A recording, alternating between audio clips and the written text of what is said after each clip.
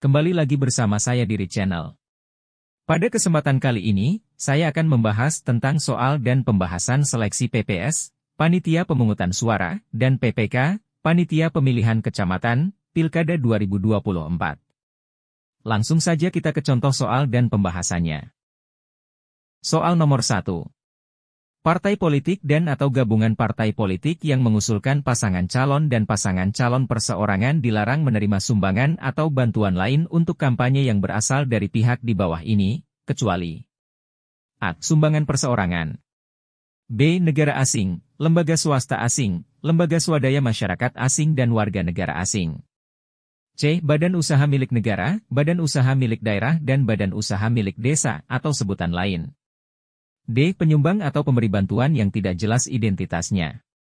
E. Pemerintah dan pemerintah daerah. Berdasarkan Undang-Undang Nomor 8, Tahun 2012, tentang pemilihan umum anggota Dewan Perwakilan Rakyat, Dewan Perwakilan Daerah, dan Dewan Perwakilan Rakyat Daerah, Pasal 139, Ayat 1, yang berbunyi, peserta pemilu dilarang menerima sumbangan dana kampanye pemilu yang berasal dari A. Pihak asing, B. Penyumbang yang tidak jelas identitasnya, C.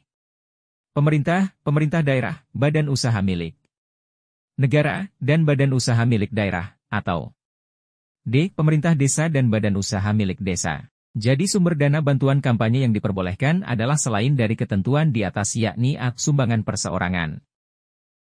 Sebelum lanjut, jangan lupa like, komen dan subscribe. Dengan subscribe, saya doakan kalian lolos CPNS, BUMN, P3K maupun tes-tes yang akan kalian ikuti. Soal nomor 2. Sesuai aturan yang ada, ketentuan yang benar mengenai persyaratan usia bagi calon gubernur dan calon wakil gubernur, calon bupati dan calon wakil bupati, calon wali kota dan calon wakil wali kota adalah A. Berusia paling rendah 30 tahun untuk calon gubernur dan calon wakil gubernur serta 20 tahun untuk calon bupati dan calon wakil bupati serta calon wali kota dan calon wakil wali kota. B. Berusia paling rendah 30 tahun untuk calon gubernur dan calon wakil gubernur serta 25 tahun untuk calon bupati dan calon wakil bupati serta calon wali kota dan calon wakil wali kota. C. Berusia paling rendah 35 tahun untuk calon gubernur dan calon wakil gubernur serta 25 tahun untuk calon bupati dan calon wakil bupati serta calon wali kota dan calon wakil wali kota.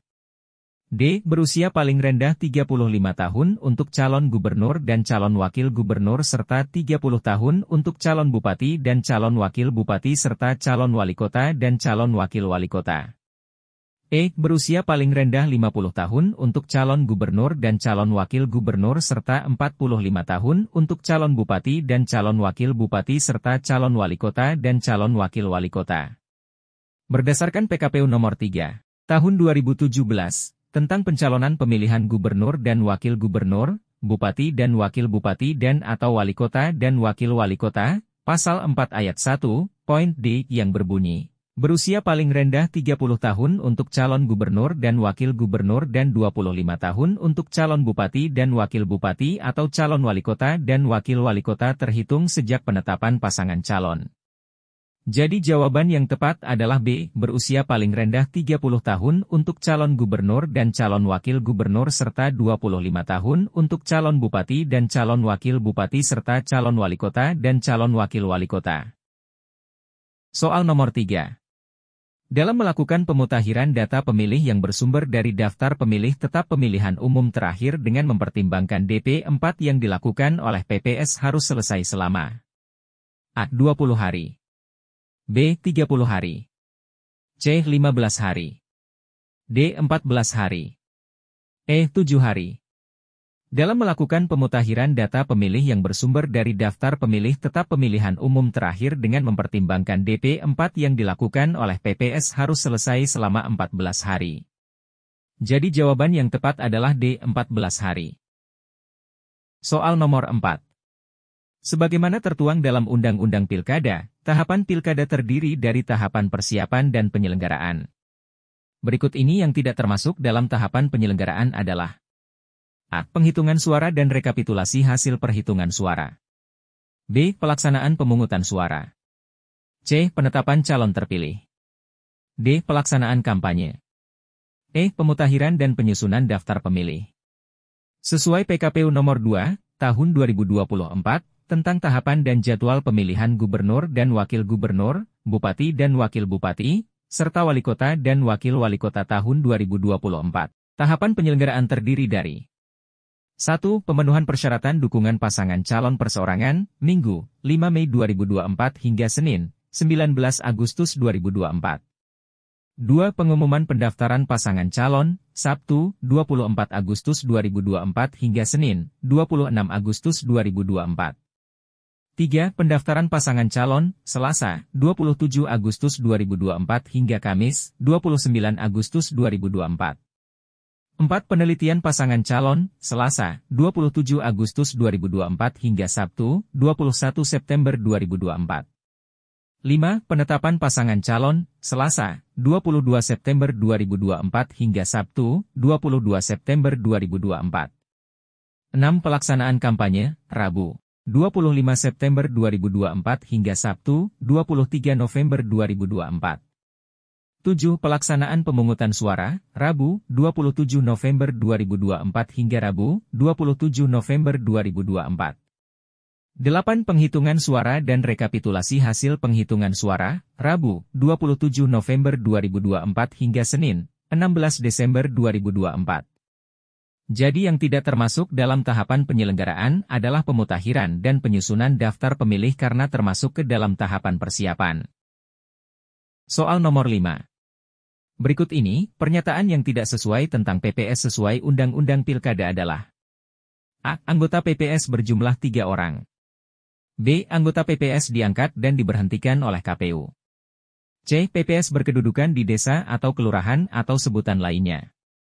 D. PPS dibentuk oleh KPU Kabupaten, Kota 6 bulan sebelum pemungutan suara dan dibubarkan paling lambat 2 bulan setelah pemungutan suara. Hak keuangan anggota PPS dihitung sesuai dengan waktu pelaksanaan tugasnya. Berdasarkan Undang-Undang Nomor 12, Tahun 2003, tentang pemilihan umum anggota DPR, DPD, dan DPRD. Pasal 37 yang berbunyi: 1. PPS berkedudukan di desa kelurahan. 2. Anggota PPS sebanyak 3 orang berasal dari tokoh masyarakat.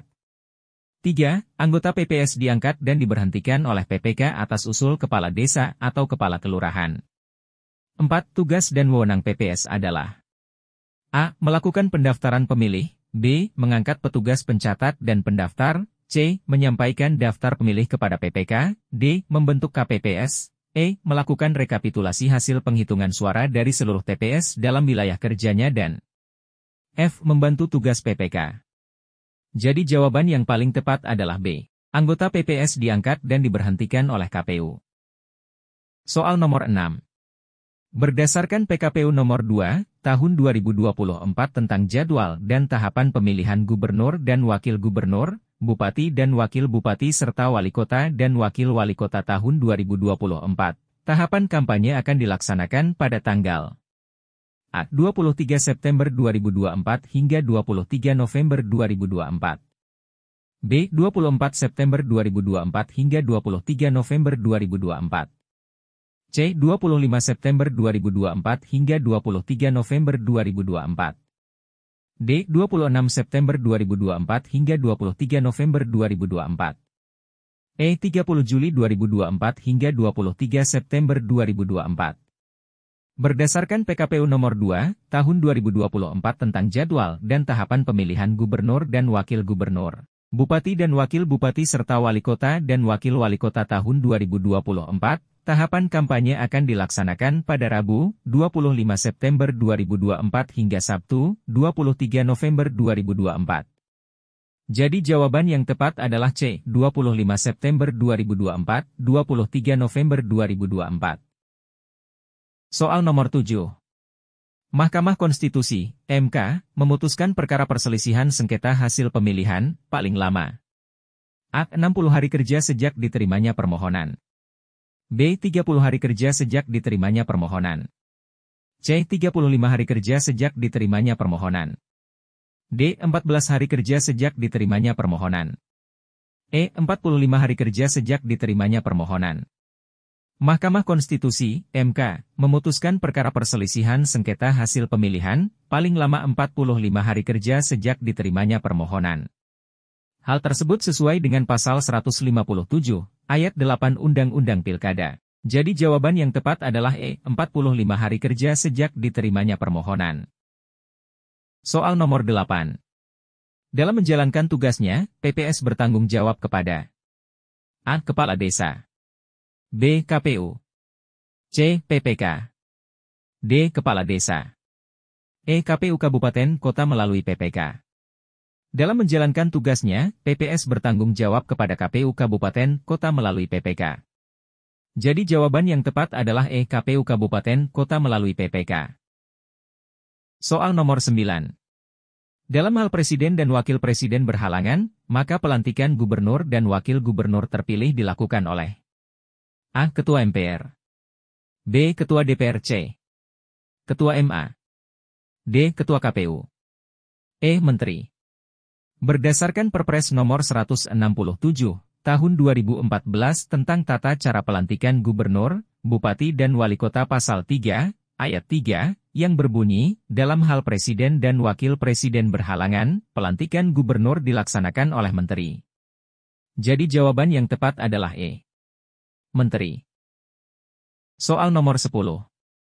Peserta pemilihan dapat mengajukan permohonan pembatalan penetapan hasil penghitungan perolehan suara oleh KPU Provinsi atau KPU Kabupaten Kota kepada A. Pengadilan Tinggi, B. Mahkamah Agung, C. Mahkamah Konstitusi, D. Pengadilan Negeri, E. Bawaslu Republik Indonesia.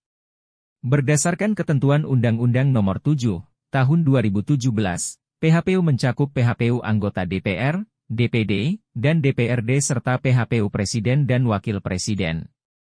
Pasal 474, ayat 1 yang berbunyi, dalam hal terjadi perselisihan penetapan perolehan suara hasil pemilu anggota DPR, DPD, dan DPRD secara nasional. Peserta pemilu anggota DPR, DPD, dan DPRD dapat mengajukan permohonan pembatalan penetapan hasil penghitungan perolehan suara oleh KPU kepada Mahkamah Konstitusi. Dan ayat 4 yang berbunyi, KPU, KPU Provinsi, dan KPU Kabupaten Kota wajib menindaklanjuti putusan Mahkamah Konstitusi. Jadi jawaban yang tepat adalah C. Mahkamah Konstitusi.